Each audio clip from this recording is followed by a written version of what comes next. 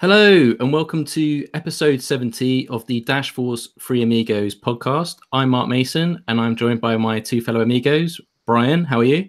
Good, good. And Joel Valenzuela. Where are you, Joel? Apparently in Venezuela, because that's what you just said. Oh, Valenzuela. Oh, God, I can't believe I got that. Sorry about that. It happens. No, I'm in Arizona in the SkySong offices, and this guy wandered by, and I figured I'd invite him on the podcast. Looked kind of familiar. I think I remember him from the open house. Yeah, we could do it for a new fellow amigo. So it's Ryan Taylor of Dash Core Group, the CEO, i.e. the most sought-after person to talk to and question in the entire Dash ecosystem. Speculation, not fact. The big cheese. I think that's actually Evan. The Don Dada. Yeah, Evan, we need to get him a red and white stripy Where's Waldo sweater or something because, where's Evan? That's a good meme idea for you, Mark. Oh, I'm writing it down right now. Thank you, Ryan, for coming on. Really, really appreciate you coming on. We've just had some news just recently drop on the official DashPay Twitter account about a Indian exchange, which is pretty cool. I don't know if you guys had a chance to check that out yet, but I saw a tweet, but I haven't looked in too closely. Well, I think this is fantastic. So as this is fresh out the gate, I'd kind of like to get Ryan's take on this because India is something that hasn't always been targeted that much in the crypto space. And from my understanding from the tweet is that there's a special limited transaction in partnership. So, sorry, there's no fees for a limited time on transactions on the bitbns.com platform. Yeah. Well, so BitBNS is one of the smaller exchanges within India, but it does give us a presence there. It really supports our remittance play. We are trying to help them to develop some liquidity through this promotion. Usually it takes a bit of time to build up some liquidity on a new exchange, and so any support that we can provide there to help make that happen helps them to get a viable exchange pair going. And they're also supporting instant send, which is critical for us. So this really speaks to two of the strategies that we outlined on our quarterly call for business development. One is this does enable remittances, although this isn't going to be our primary remittance corridor. The corridor into India is quite large, and so this is something that can position us now and down the road for better inclusion in the India ecosystem there. And the second pillar is on exchanges. We're trying to get instant send enabled far more often because it allows arbitrage between exchanges. We can pick up some of that volume and some of that transaction fee. And of course, instant send commands a premium fee. And so this is really supporting two different objectives that we have and opportunities that we think are good. And so, this is just one of many exchanges that we're going to be targeting and trying to get more adoption on. And it's a good start. Do we know the exchanges right now that are supporting instant send? Is Kraken or I think Kraken is one of them. That's the only one I heard about. There is limited support of instant send on other exchanges. An example is Exmo allows instant send to be used on the incoming transaction in order to lessen the number of block level confirmations to 1. But they don't support it on outgoing transactions. So we want to see it supported more often for both incoming and outgoing. Uphold supports it. If you send an instant send transaction to Uphold, it will credit to your account almost right away. Yeah, we actually tested that with integration with the Spark point of sale system. Within 2 minutes, instant send was credited as US dollars in the account. Yeah. So there are a number of exchanges that support it, usually for incoming transactions and not for outgoing. So this is something that we're going to be pushing on a lot for the remainder of this year and going into next year, is really seeing that get used more often. Yeah, I know Bitrefill supports it too. I mean, with the gift cards, it's like instant. That's a great service. Yeah. Great service. Yeah, BitGo supports it, excuse me, GoCoin supports it for their commerce solution. So there's a number that are using it and supporting it. Yeah, I'm specifically with Bitrefill. Like, I buy a lot of stuff off of Amazon, and so when you go to check out Amazon, if you don't have your credit card already inputted, you have to like put in all the details. And I've actually found it's faster to go to Bitrefill, instant send, buy a gift code there, and copy and paste that in to pay for Amazon than it is to type in your credit card info. And right now, 10% discount. So nothing wrong with that. Yeah. Excellent. I don't know if you would have had the time to read it, Ryan, but yesterday we had an article out about the SEC commissioner, aka Crypto Mom, talking about a relaxed approach to cryptocurrency regulations. Last time we had you on the podcast, we briefly spoke about the SEC, and you was talking about cause approach and the no action letter. Is there any update on that? Has there been any progress or movement? Yes, I can share a limited amount of information on it, but I don't want to overstep anything. We have submitted all of our materials, including the letter itself and an accompanying presentation, to the SEC. We got an initial response back from them acknowledging receipt. We also received a response from them that they've had the opportunity to review the material, and we have scheduled a meeting. I will be going to DC in October, along with Glenn Austin, and our law firm will be sending a number of representatives to be able to present the legal arguments. And that is where the process is right now. So that will be an in-person meeting. I've spoken with other projects that have interfaced with the SEC in a similar manner. They usually bring 15 people in person and about 30, including people on the phone, in order to ask questions. So we face a very large panel of people that will have some type of involvement in the decision. Like a council of elders. Yeah, it's big robes and stuff. I'm very comfortable sitting in front of a large group like that. So I'm very comfortable with the legal argument.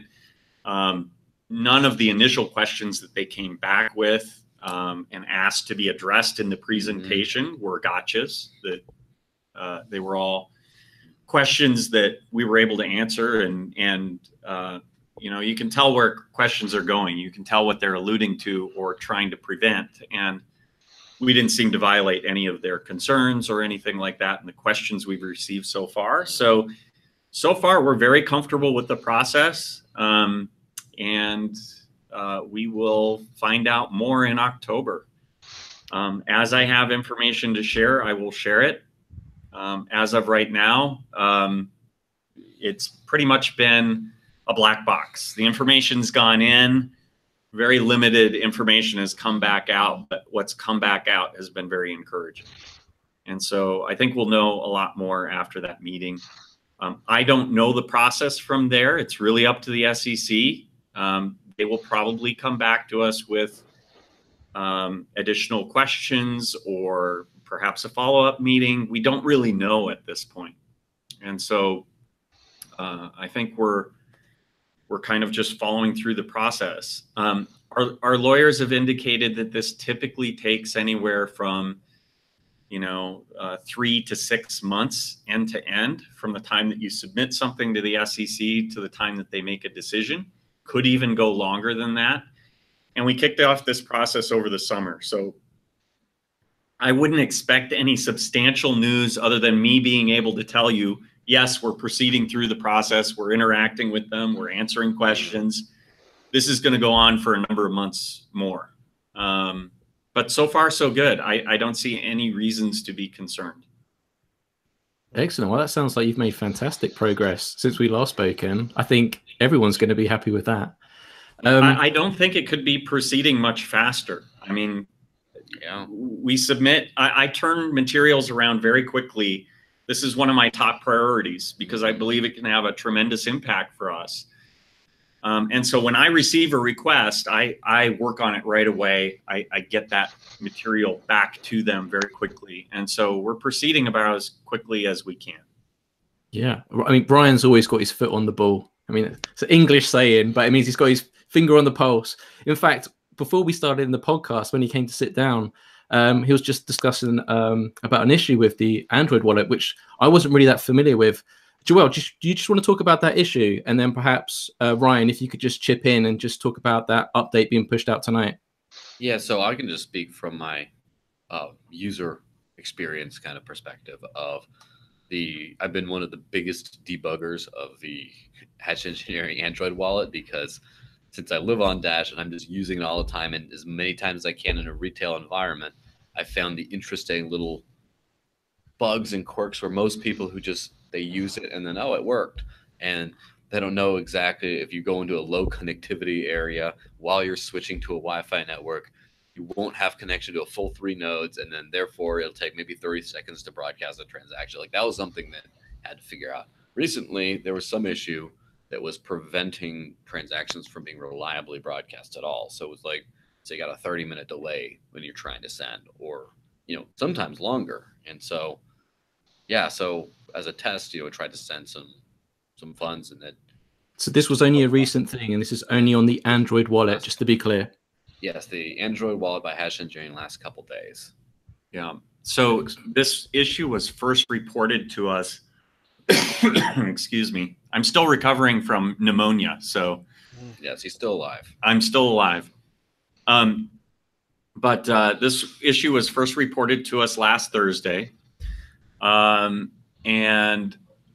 we diagnosed it as an issue with the wallet connecting to our DNS seeder servers. And for whatever reason, they were crashing.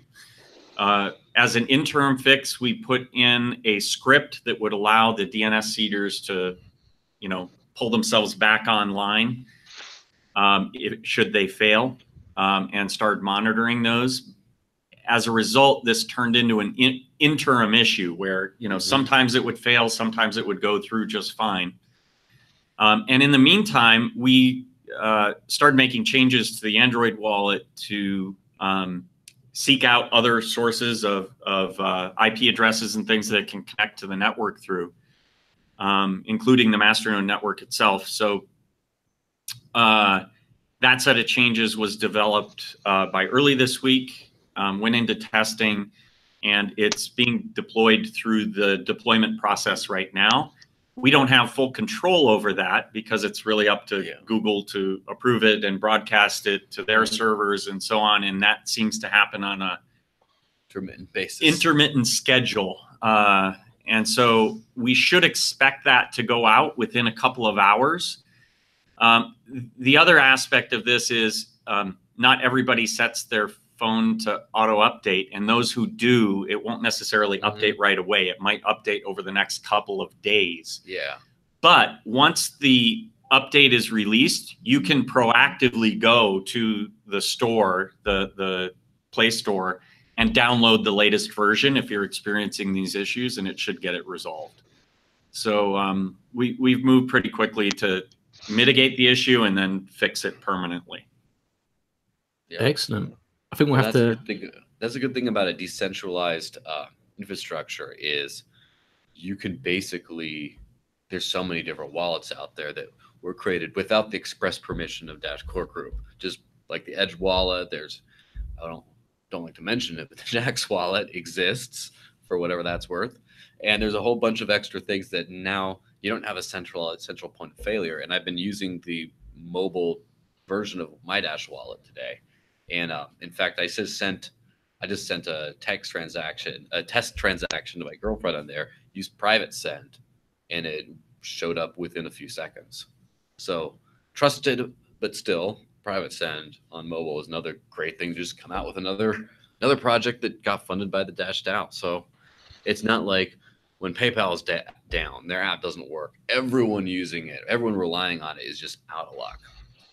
Well, I'm just grateful Core have just managed to resolve this before most of the community is even aware of the issue, because there's meetups around the world where we're setting people up with wallets. Yeah. So this is a great thing. And I'll have to make a mental reminder to tweet out tomorrow for people to hopefully update once we get that confirmation that the update's gone through on the Android store. But well, yeah, the best thing people can do when they experience an issue is to report it. Send an email to support@dash.org. If it's one of the products that we maintain, even if it is one of the products we don't maintain, we can always forward that information along to the developers. And so, you know, it's just a great resource to have, you know, a support desk that can, you know, not only, you know, take the problems in, but also suggest solutions like the ones that you just mentioned as workarounds to say, hey, if you're in a dire situation, here's something you can do as a workaround or what have you. And we can also respond to those and say, okay, a fix is coming out in a couple hours, and proactively notify those users that have reported an issue. So there's a number of different benefits to reporting, and you know, it also gives us an idea of how widespread an issue is. If we're getting lots of reports of an issue, that's going to escalate that up and make sure that it gets the proper attention. Yeah. So like when I was receiving for the previous issues related to weird connectivity in certain spots, I was receiving some issues that I just thought were like my own phone or my bad luck or whatever. When I started reporting them, it was like, well, okay, I never heard about these issues before. Then I talked to a few friends that were like, oh yeah, it's trash, it never works. I'm like, well, why don't they know about it then? Why are you just using a wallet with an experience you're unhappy about? And like, I'm the one who has to go and say something. Why don't you guys say something? And too? that issue was able to get resolved as well, where, you know, that was something we inherited from the Bread wallet that we forked from. The Bread wallet that we inherited required 3 connections. Well, there's no reason if you're sending an instant send that it should require 3 connections, of course, in order to send funds. So we lessened that requirement, and now those transactions go through right away, as long as you have some connection to the network at all. Yes, and that's something that's interesting to notice, because as I start to learn more about cryptocurrency, of course the theory is already there, but as you start to learn more of the nuts and bolts of how it works, they're using it and being like, well, it doesn't work. Why doesn't it work? Well, because this connection here, whatever. You start to realize Dash's competitive advantage, because just the node connectivity and broadcasting to the nodes, and just the way the entire decentralized network works in, say, Bitcoin or Bitcoin Cash, it seems like if you start using the Masternode network for anything, it's just so much of a better experience, because you got like a giant network of really stable, good nodes. And so like I was actually looking at chains.cryptoid.info and how many nodes there are for other coins. And the absolute number is very difficult to find. It's always a guesstimation. But because it goes, and then I saw like for Bitcoin, there was like 450 nodes seen in the last 24 hours. Like, that's it. Like, of the 9,000 or so purported Bitcoin nodes, that's all. Like, you just, in the last 24 hours, we've seen about like 5% of them. And then how many Dash Masternodes have been seen in the last 24 hours? 4,800 at least, consistently. Wow. And just that consistent infrastructure is something that's kind of all you only have in like centralized solutions, really. Like the decentralized things tend to be much more wonky, but then you have something that has that smoothness of a centralized solution, but yet is, you know, you could lose half the masternodes overnight and there's still a whole bunch around the world that are still up and running. Yeah, I mean, this is DAPI is going to be powerful in that regard. Hey, one of the questions that we had was about an update on Evo, and I had a question on top of that. It was my understanding that Evo was going to be a mainnet launch at the end of the year, but I've been told that that's not the case, that it's going to actually be a testnet launch. Can you clear that up? Yeah, so the dates that were communicated on the last quarterly call, you know, if you listen to the description and you know what Bob talked about, those are testnet launch dates. Okay. And the reason is because there's a great deal of uncertainty between testnet launch and when we're able to go mainnet. And the reason for that is quality comes first. When you're dealing with this amount of money, you know, you have to make sure that all the issues are addressed. And you don't get great visibility into those until you have an end-to-end working solution on testnet. And so it's difficult for us to commit to dates beyond that initial testnet launch date. And so the subsequent date, the launch date, will be determined on the basis of how many issues were found, how many bugs were found, of what severity, and how long will it take to resolve them. So you mean we're not just going to do an IOTA and just put out code that like, oh, it kind of works or it doesn't, or hey, we can't send transactions. The network's being spanned by something that says coordinator sucks. So we're not doing the IOTA style? Yeah, I can't comment on a specific project, but we're putting out dates that we believe we can reliably commit to with more certainty. And testnet is really the dates that we can anchor off of. That is the point at which users will be able to go and test the functionality and experience it and provide us, you know, their initial feedback. And then, you know, based on how that goes, we'll make a determination about how quickly we believe we can launch it on mainnet, and how much testing is going to be required. How about a 12.4 update? Any updates there?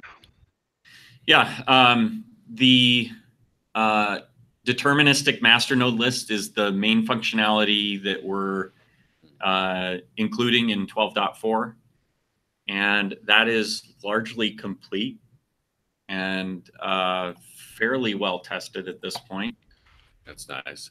And so we don't have a date yet, but we're very comfortable with the guidance that we provided on the Q2 update, which was sometime late September or October. And so we're still committing to those dates. Those dates haven't changed.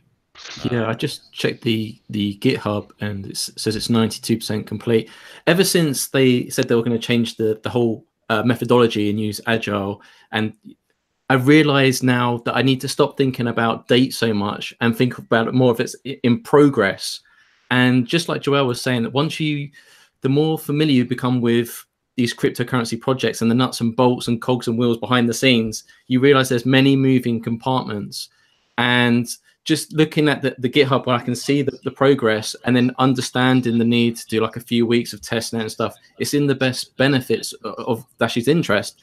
So it's making steady progress, and I'm sure it's going to be here soon. But now just I understand the reasonings why of the roadmap and everything else, why putting these dates forward. It's difficult in development, even for small projects. But when you've got these mammoth tasks and things that we're building, especially with 12.4, with all the new dips being integrated as well, 12.4 is a really quite, you know, big yeah, step I mean, up to what we've got. There's debate about whether this is so significant that it should be called version 13 and you know, evolution should be version 14. It is a massive change. It actually changes the very functionality of the blocks. Yeah. And it really is massive. And if you look at CodeBlock's repository on DashPay, he published a couple weeks ago just an unbelievable amount of code. And I don't think people see it necessarily because they go to the main DashPay repository and it hasn't been pulled in there. But when you look at what's been published, it's just massive. This is a massive amount of code that's going in. It's right there in his name. He's CodaBlock. That's what he does. He's a Coda. Yeah, I think it would be a good idea because one of the problems it seemed last time was it took forever to get all the miners to update. I think it might have been the longest time. Yeah, well, that's unfortunate side effect of a decentralized system. What do you think about that? Is it something we can find a way of cutting down on, even though we don't have direct control? So I think people were a bit panicked about that, but being close to what the situation was, the main miner, the ant pool Ample, yeah, about Bitmain, yeah. 20 to, it's anywhere from 18 to 25% of the blocks in a given period. And it was really their delay that you know, caused the 80% threshold to take a while to reach. What was going on there in the background is they run a very custom pool software, and some of the changes required extensive changes on their end and testing. And we were aware of this. We were in constant communication with them. There's a gentleman there named Jeff that was our point of contact for most of the day-to-day issues. And we have a channel inside of our Slack channel where, you know, we were interacting with them and helping them through the process. There wasn't urgency there. It wasn't holding up our development of the next set of functionality. There isn't really consumer-facing product in this release. So we didn't push them to upgrade quickly, and kind of just kept them updated and said, hey, what's your schedule like? You know, there just wasn't a lot of urgency. I'm sure if we pushed them, we could have gotten them there a bit faster. But Antpool is a huge supporter of ours. There was never an issue. They eventually got there, and you know, the change went through just fine. But we could have flipped the switch on them, and you know, we were easily at 70% of the network. We could have forked them off, but that wouldn't be a very partnership mindset when there wasn't any urgency to it. There wasn't any reason to fork them off, and it would cost them a lot of, you know, money. You know, if I were in their Dash shoes, as well, right? that would make me pretty angry. So yeah. Also, can you just imagine the news headlines from some haters and trolls? Dash forks off Antpool. Antpool increasingly isolated as Jihan Wu cries himself. Yeah, to sleep. I mean, it's like someone's gonna jump on that and cause some more unneeded negativity in the space. So, like I said, we were in constant communication. There really was never any issue. There was never a concern that they weren't going to support the change. And I think people just need to understand that sometimes these things take time. Now, the lesson out of that is we're going to engage Antpool, knowing that they've, you know, started developing their own custom software earlier in the process to let them know what changes need to take place for them to create and validate valid blocks.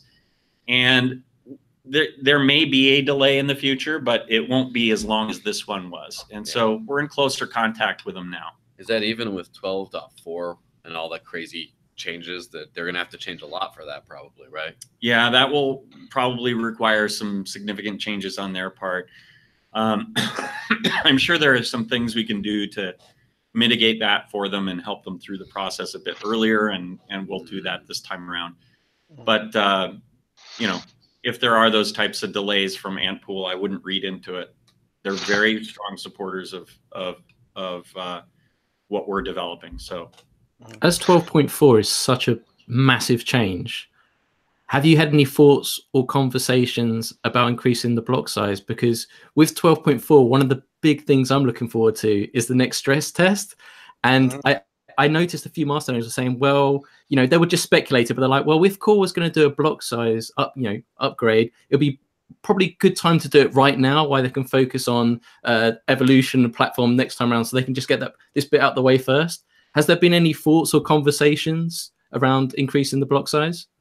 Yeah, obviously the research from Arizona State University validated that we can move to easily 4 megabit, 10 megabit blocks without an issue. And in fact, the research never found a limit, because 10 megabytes was the most that they tried to do. And so the research this year is going to even larger block sizes, and also centering some research around graphene, which would propagate blocks even faster. Yes, I misspoke. I'm seeing some comments there. I mean megabyte. Yeah. I always screw that up. So glad someone is watching me. Well, it's like with bandwidth, you know, Mbps and stuff. It's easy to be like, you know, Yeah, but that was the really interesting thing with the ASU research, because there was no orphan blocks, right, in that research, which was really impressive. There were some, but some? you have to compare that to a normal block and determine, you know, what the incremental orphan rate is. Obviously, every network has some orphans that just don't propagate as quickly as another one that's found at approximately the same time. And so, you know, there are always some orphans that are found, but the orphan rate never jumped to a level that was abnormal or would cause a miner to not want to include a fee-paying transaction in a block because it would increase the propagation time. Yeah.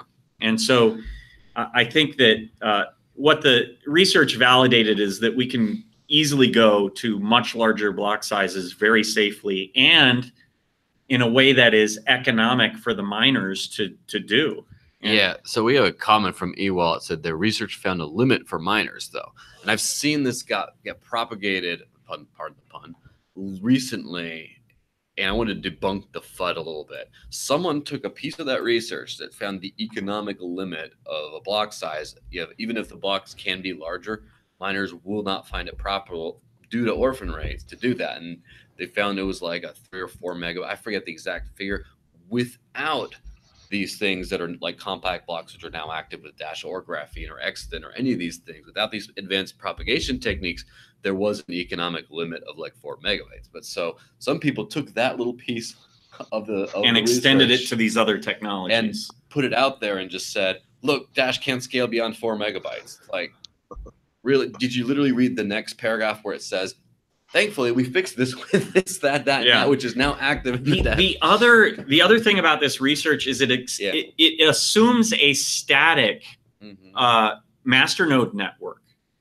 And that simply wouldn't be the case. If that many transactions were going through the network, it would mean that Dash's market cap was significantly higher than it is today, closer to what you would expect from Bitcoin.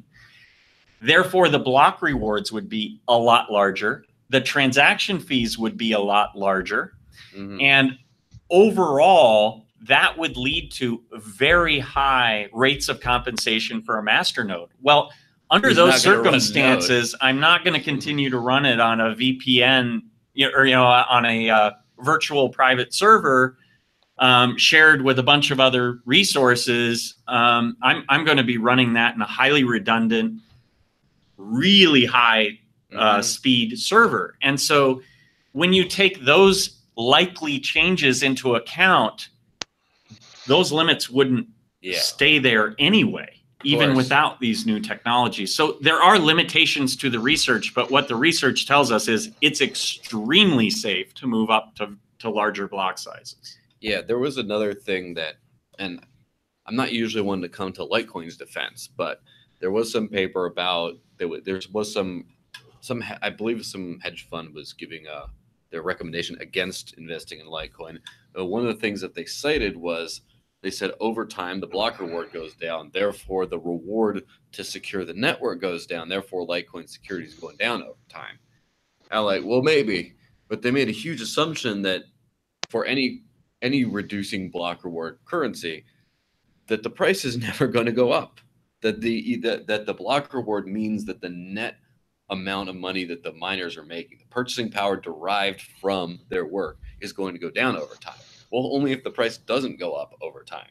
But if the price does go up faster than the block reward goes down, then it becomes more profitable to mine over time. I mean, that's pretty much basic economics, which seems a little rare in this space, unfortunately. Yeah, I'd point out that MasterCard and Visa have grown at a 10% annual rate since 1956. We have a 7% reduction in the block reward. So it is possible to outgrow that growth rate for many, many, many decades.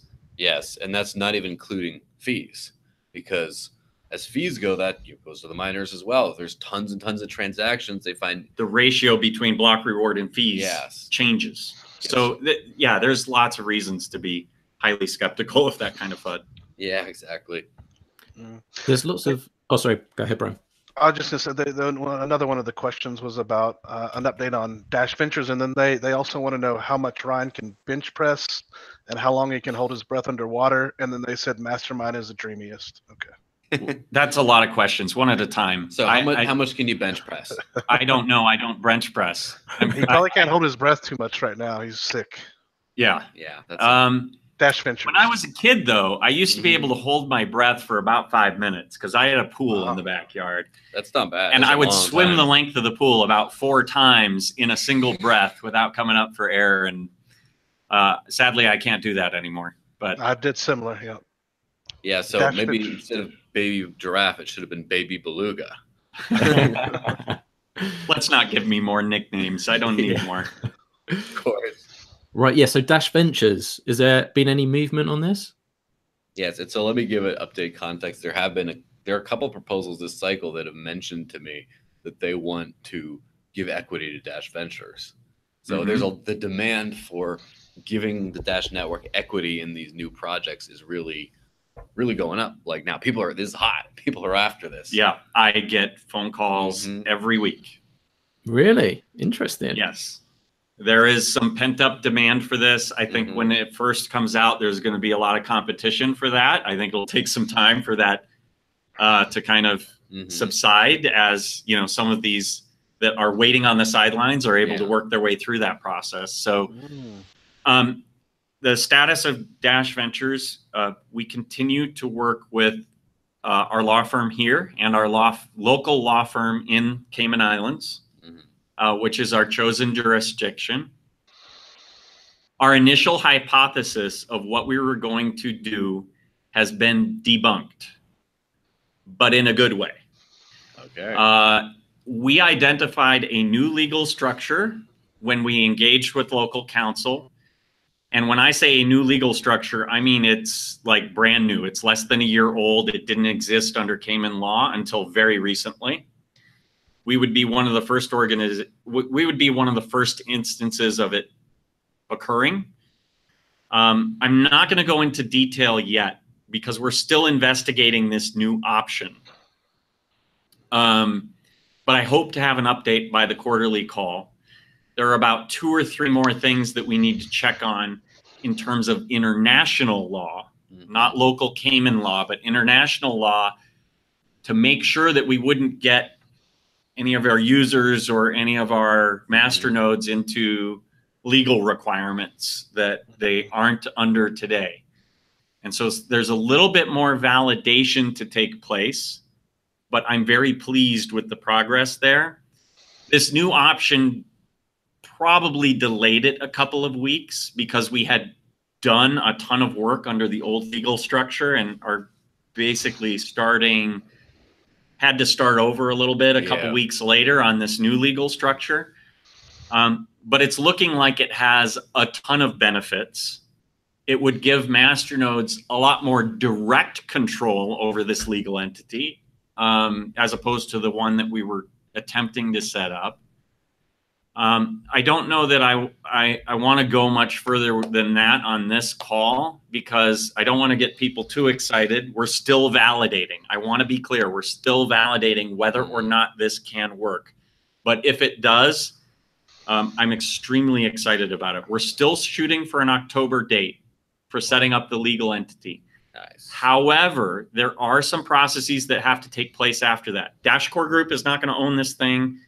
It's going to be its own independent legal entity once it's set up. The masternodes will need to elect roles for that entity, regardless of whether we go with option A or option B. That process will take some time. And they may or may not need to hire a director and put a proposal up for initial funding to operate and that type of thing. Before we can start truly operating as an entity that's able to take equity, that's able to take debt, that's able to start making investments, that's able to take money from the Dash DAO. And so there's still some steps after we create the legal entity for us to start utilizing it. And depending whether we go with option A or option B, those things look very different. And so I hope to have information by the quarterly call late October that this is set up and what process we're going to follow. I'm not going to wait for the quarterly call. If I have information prior to that, I'm going to share it. And we're proceeding through this process. Are y'all still entertaining people doing, like, I know that Dash Shop IO, I think they did like a 30%. I don't know if it was a MOU or what it was. Are y'all engaged in any of that, or is y'all just totally waiting right now? Like doing the pre-setup or getting like Yeah. statements of intent to engage in Dash Ventures once such a system is in place. Yeah, I have to check with our legal firm on whether we can do that on behalf of Dash Ventures. Maybe we could do an escrow of some type that would be contingent upon this other legal entity getting set up, and then obligations that we would be under which we would have to pass those assets on.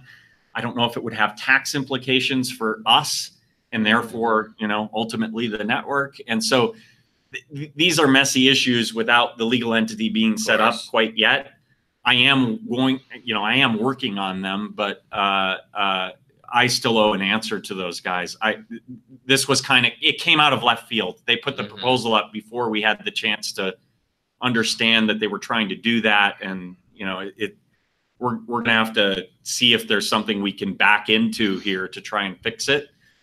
And I don't know if the answer is yes or no, but yes, we want to explore these options, whether we can do it ahead of time.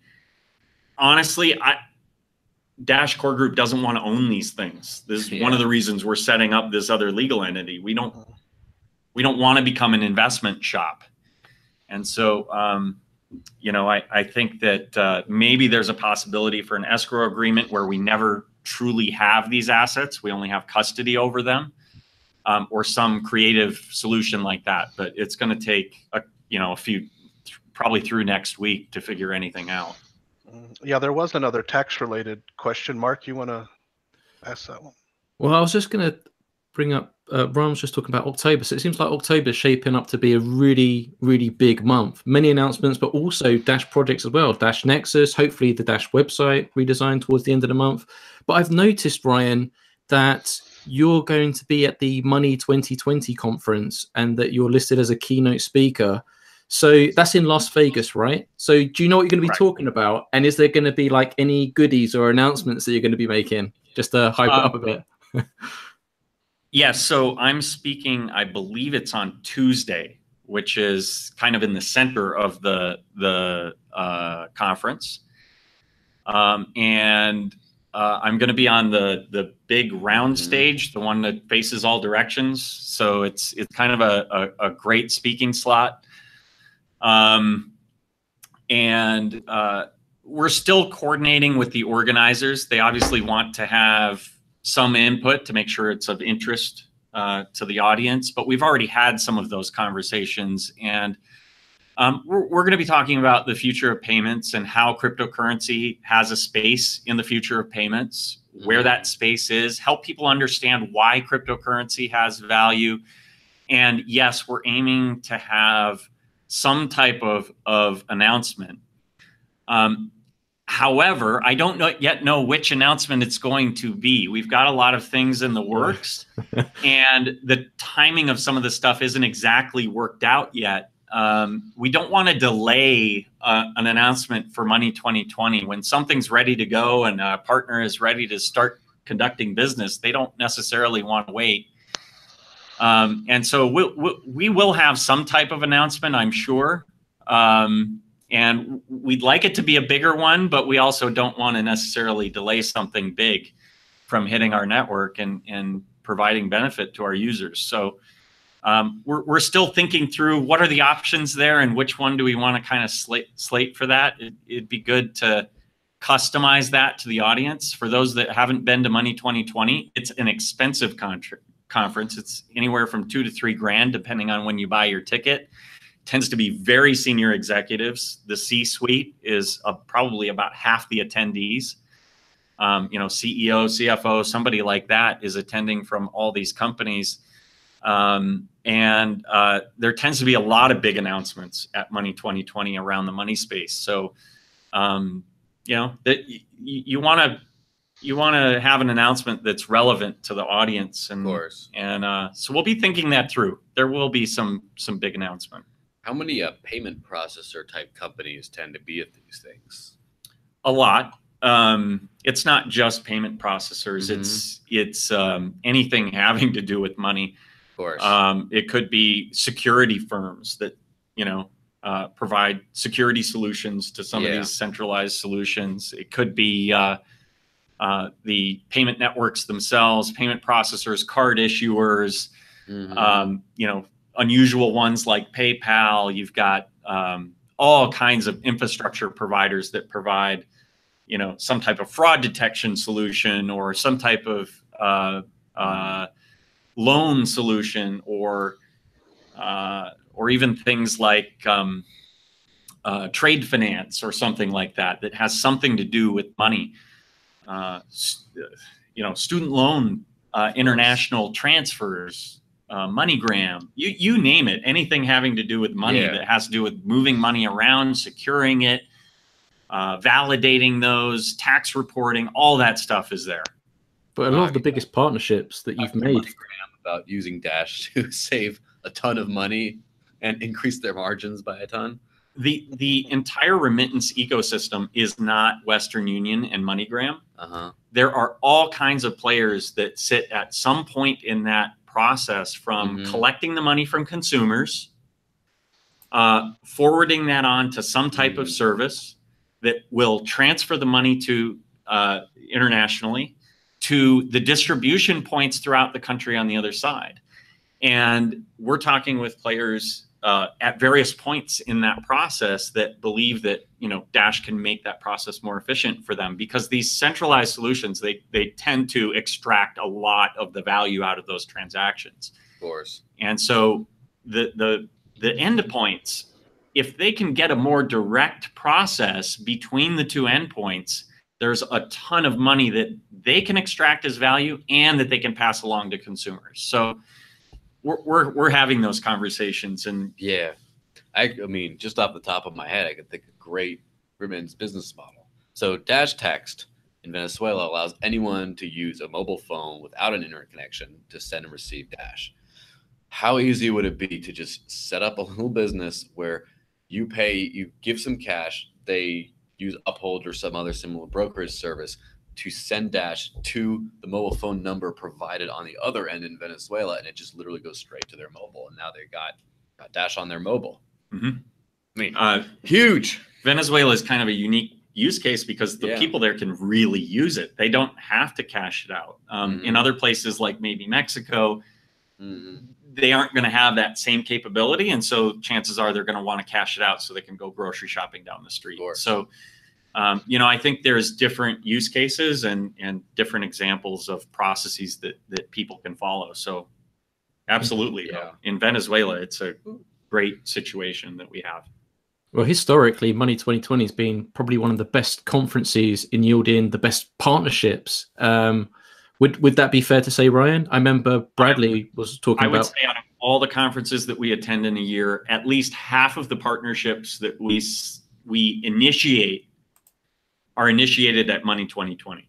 And so I as opposed to going to a cryptocurrency conference where you got a bunch of ICOs trying to raise money, and you know, there's a few services there that are built on Bitcoin that can integrate Dash, but they're already amenable to us. They don't need to wait for one of these conferences to talk to those types of businesses. It's getting integrated into the rest of the money systems that is a bit tougher. And conferences like Money 2020 or money-oriented one, MoneyConf was another one that was good for us. We're finding much more success there than we are at crypto-oriented conferences. You go to, you know, a Bitcoin conference these days, it's a bunch of projects trying to raise money and trying to yell at each other on stage, argue over which is the true Bitcoin. It isn't as business oriented, and it isn't as, you know, you don't get nearly as much out of it.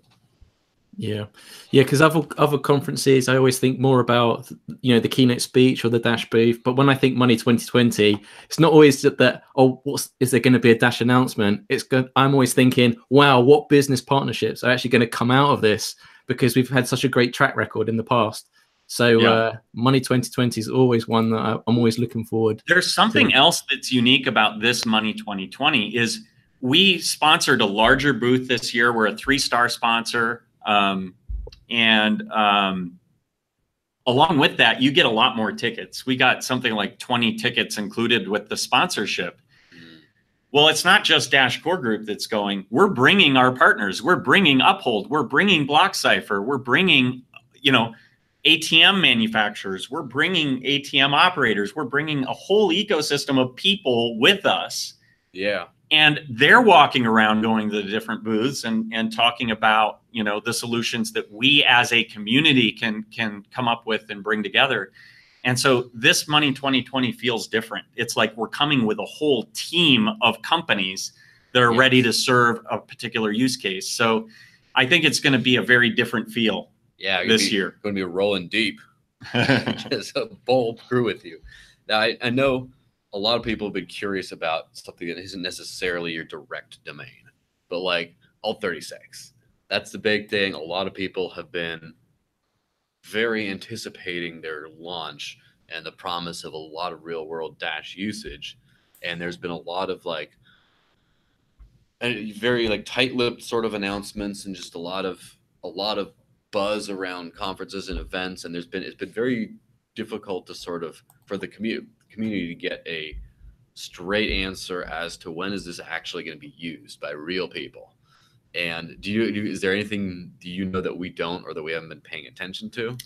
I am aware of some information that the community isn't, and I can share a limited amount of that comfortably without clearing it with Alt36. But on Friday, Alt36 held a private event here in Phoenix with... Wish I could have been in town for that one. Yep. With dispensary owners, and one of their partners that has completed their integration. A live net or a mainnet solution is in place. I've gotten a demo of it. It's very slick. And at that event, they signed up their beta dispensaries and other services. Actually, there's some manufacturers there too that manufactured, I think it was edibles. And are actively working those leads to integrate them as well. I think within the next couple of weeks, and I don't want to speak for them, but this is my speaking. Yeah, your impression of my impression of the status after having conversations with them early this week, debriefing on those events is the first beta users will be transacting on the Dash mainnet network in October. Well, October again, it's the magic month. Yeah. So they haven't formed publicly. They announced at this private event who the integration that completed was with. And I imagine they'll be coming out with that news on their own times very soon. And what I can tell you is that they're progressing through their business development process and their funding processes to raise funding for a much wider launch. And maybe down the road, Dash Ventures can play a role there. Yeah, of course. But they're going through the funding process right now as well. Now the beta launch, was that going to be B2B or is that B2C? A bit of both. Nice. So someone is going to be buying their brownie with pulling out their little Dash wallet, and oh yeah, it's amazing. There will be some dispensaries in Phoenix that will have this capability. I'd say the majority will be B2B in the short term. The beta will take place exclusively in Arizona. The phase 1 rollout is including California, and there is a phase 2 and 3 in other states. Yeah, they'll have news to share within the next month, and it'll be exciting. Very exciting. I think, they are making pretty rapid progress. These integrations do take time. Of course. I can only imagine just like anytime you want to build something, like Mark knows what it's like, just building a simple website like Discover Dash. I'm just like, why is it so slow? He's like, I'm working on it. Leave me alone. Yeah. That was a good impression. So, they'll have information out soon on all of that. But the exclusivity agreement they had, that was a 36-month one, right? Do you know 36 months. Do you know when that starts? The start date in the contract was a commercially available product. So possibly October. That technically was May, when they had a commercially available product that partners could integrate with. What's taken time is the partners, take time to do their end of the integration. Yeah. But the product was commercially available. I would consider that the date that it was a commercially available product was late May. The first sign up and integration being completed would be then October. But, I don't think they have any immediate plans to migrate away from Dash. They're very committed to it. So what is it, like a little over 30 months? They're just counting down the time to hit the integrate Litecoin button. Just yeah, right. Probably not. I mean, their entire leadership team is very big believers in Dash, and Well, I mean, if Dash works, people using it should be made rich off of it, and if they're made rich off of it, they should really like Dash. Yeah, it seems to be like a nice. Well, the other thing is if down the road Dash Ventures ends up becoming part owner of Alt36, there's another, you've got a significant number of shareholders in the company that are exclusively interested in seeing the Dash network expand. And so there's some dynamic at play there too. I have no idea whether the network would want to fund Alt36 or participate in a future funding round or something like that. But that would play a role. So we'll see how it all evolves. But yeah, I mean, at least until 2021, they're locked in. So yeah, I mean, I can't speak for the entire network in saying this, but my general gut feeling is once those little listings start popping up on Discover Dash, and once those transactions start popping up on the network, and to a statistically significant degree, people are going to be dying to throw more money at it. Which is my feeling. So. Was there any more update on the ATMs? Because me and Brian are quite passionate about this. And last time you was on, Ryan, I think you mentioned you'd seen one of their ATMs and you described, your eyes lit up and you described it as a kind of like Apple-esque like experience, saying there's a thing of beauty. Dispensaries to start accepting it so that you can see one of these things, and they're awesome looking. They really look like an Apple product. It's nice. It's incredible. Excellent. Well, how good is Apple to have that as the standard of like everyone wants something to look like? Pretty soon, people are going to say we're going to make like every new cryptocurrency project is going to say we're going to run as smooth as Dash. It is. I really think Dash is going to become the PayPal of the cannabis industry. It's going to be the future. Anyway, Brian, go ahead. I was just going to ask a tax question, not the one, but do we have are all of our taxes cleared now, or is there going to be another tax proposal? No, we've publicly stated that there will not be a third tax proposal.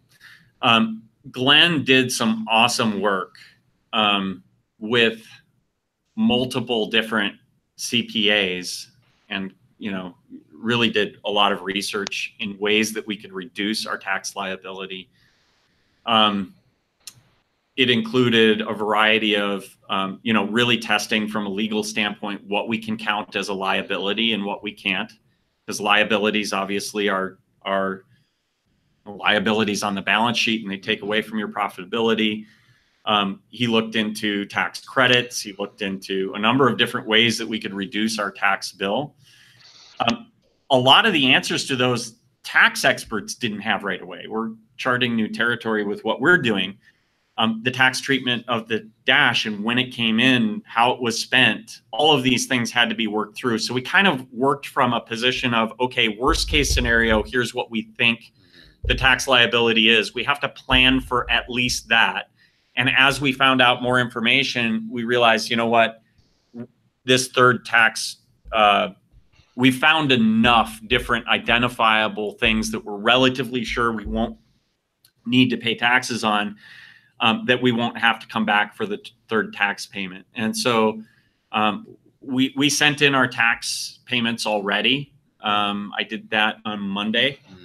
And we're in good shape. I don't think we're going to have to come back to the network until at least our fiscal Q3, which is going to be in the April timeframe.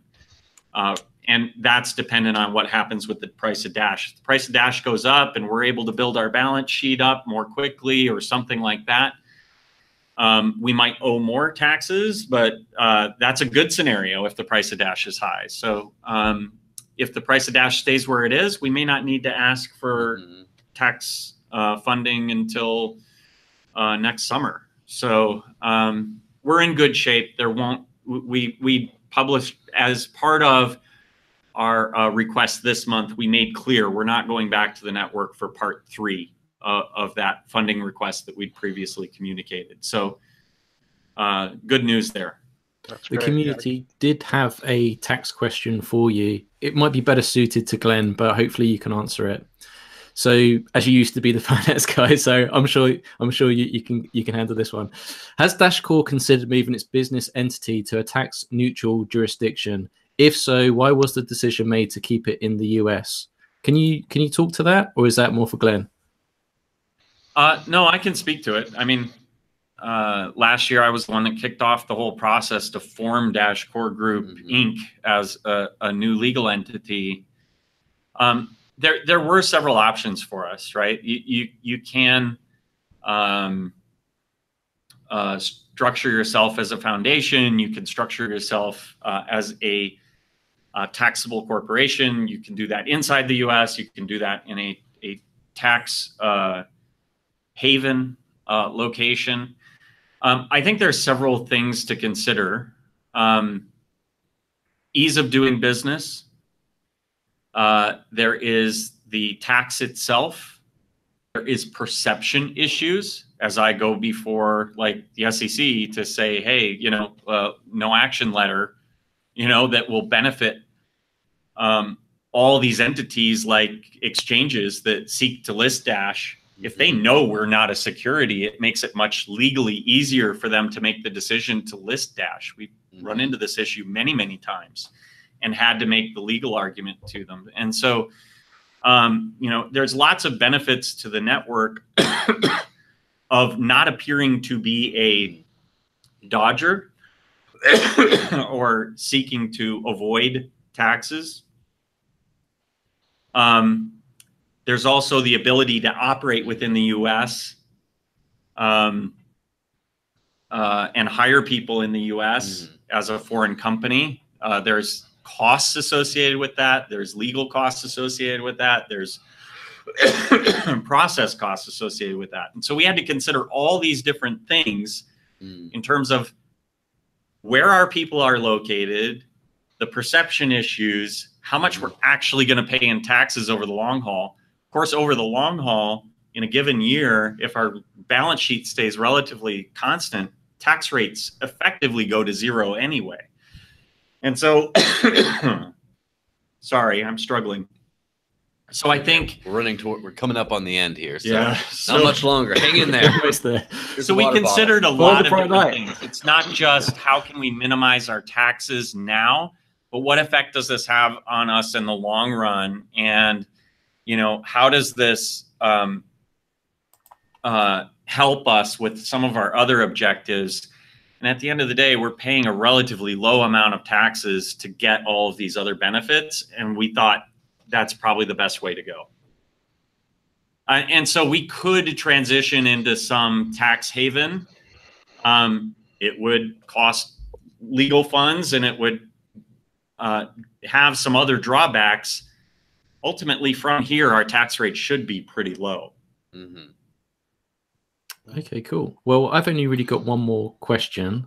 I feel bad for Ryan, so I don't know if you want to have a sip of water or something. But I ran out of coffee too, so oh, you run out. Okay. got no lifeline. Oh I'll no. be taking care of that in a few minutes. Well, one last thing from me then. So also October, there's a lot of new integrations and services going to become available to the Dash community, and one of those is Neptune Dash's pooling service, which will mean, I believe, anyone from holding one Dash upwards will be able to take part and pool into owning a Masternode and having be able to get returns. And this started a big conversation. I mean, some people don't like it, some people do. Obviously, it's trusted.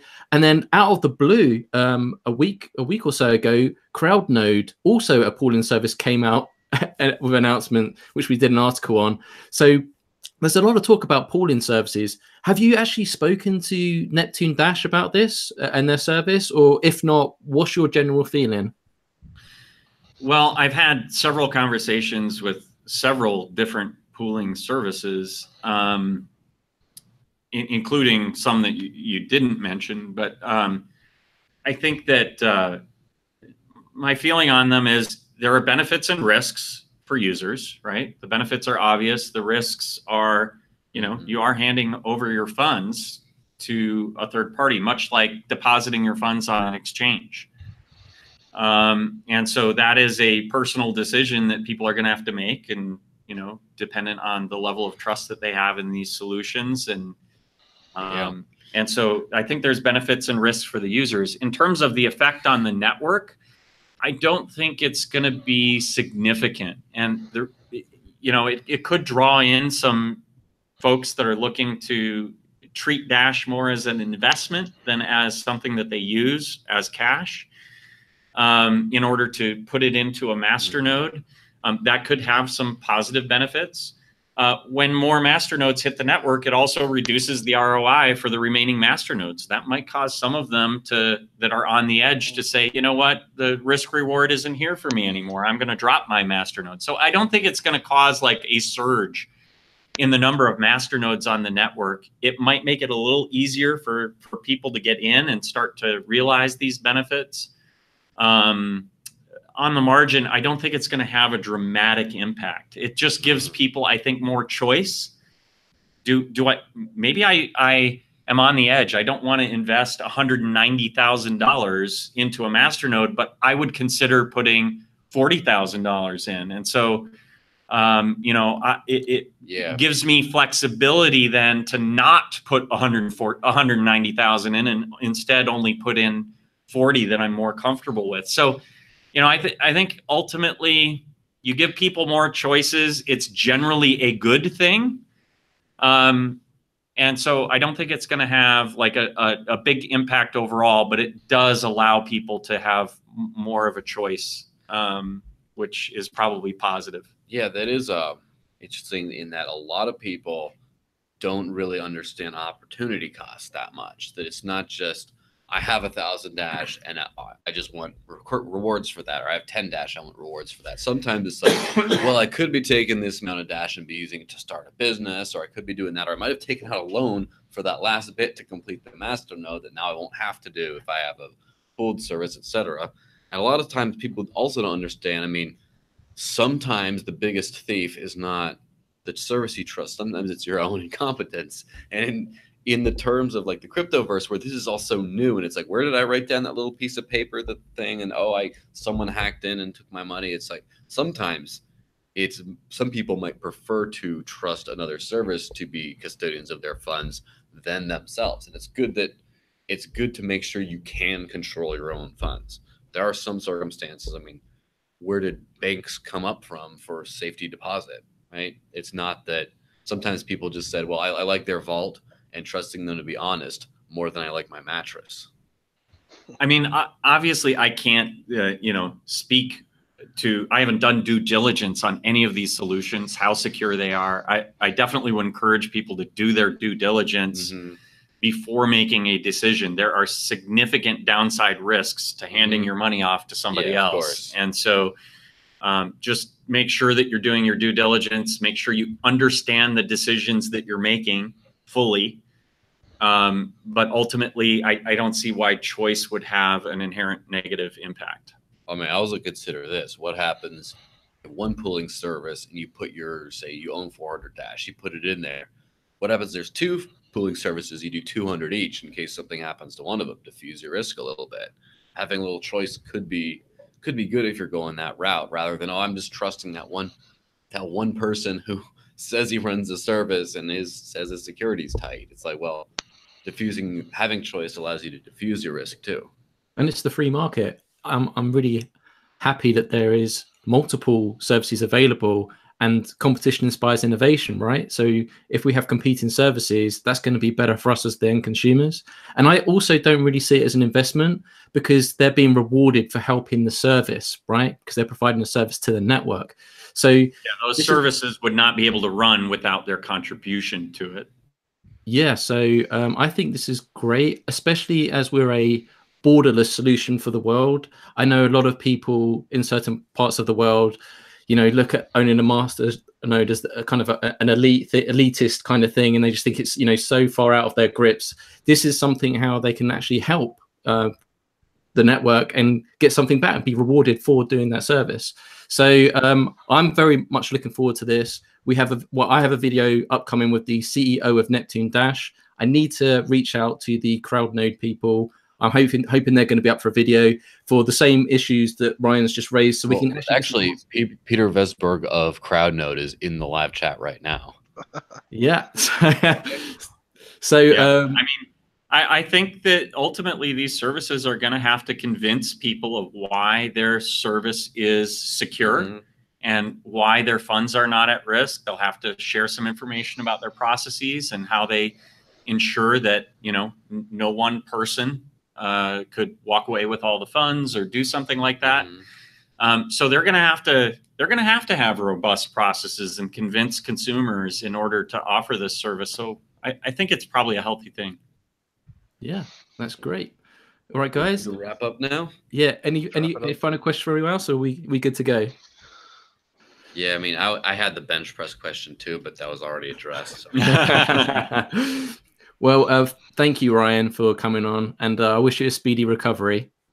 All right, thank you. I'm well on my way. I finished my Z pack about a week ago, so it's good stuff. Excellent. And we just had some really nice comments come through on the live chat, just saying how wonderfully illuminating this has been. So it's always great when Ryan's on. So Joel, I'm assuming you won't be in the after party tonight because you're out and about. I'm about to walk out into 40°C weather, so that's what I'll be doing instead. Excellent. Right. Fall weather in Arizona. It's only 100 Fahrenheit. Wow, I could do with some vitamin D. But right, okay, so I will be going into the after party. So if you fancy joining me in the Dash community Discord channel, you can go to dashchat.org. And that will take you to the Dash, send you an invite, and you can join and just say, hey, where's the after party? There's only 10 spaces available. And we talk about all things Dashy, what's happening in the podcast. You get a real mix from the community. Sometimes we get people from Core. Sometimes we get Masternode owners. It's a real mix, and we talk about all kinds of things. Yeah, so sometimes we'll make Mark stay up until 3, 4, 5 in the morning. Or 6 in the morning, like last week. Yeah, but come on, that's on you. You could have bailed at any time. Nothing like a great Friday night party, huh? Yeah, of course. 70 in a row. Right, so that was episode 70 of the Dash Force Free Amigos podcast. If you enjoyed this, please like, share, and subscribe. Smash for Dash. Have a fantastic weekend. Stay positive, stay humble, and most importantly, stay dashy. Bye-bye, guys.